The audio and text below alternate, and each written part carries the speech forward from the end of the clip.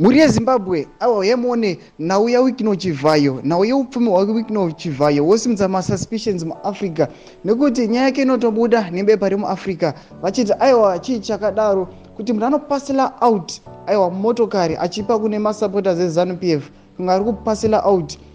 chinhu chine low value chine value iri insignificant muri yezimbabwe aiwa sati amboendera mberi nenyaya iyi ndinokurudzira ibva wasubscriber wolike wotina on the bell icon toramba uchiona maupdates anokupa pano paZim News Live nekuti vachisvika aiwa muafrica battle wind vanotanga nonyora vachiti meet the men parceling out cars in ZANU PF. Wicknell Chivayo says only those who support ZANU PF and mnangagwa are eligible to receive a car from them free of charge, with some even receiving $10,000 on top for fuel. The idea is to use the resources and money the ZANU PF government looted from public funds and nation offers.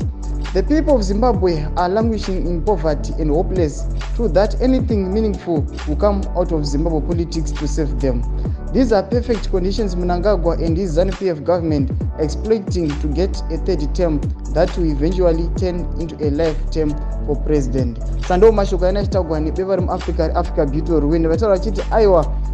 upfumi hwava Wicknell Chivayo hatisi kuunzwisisa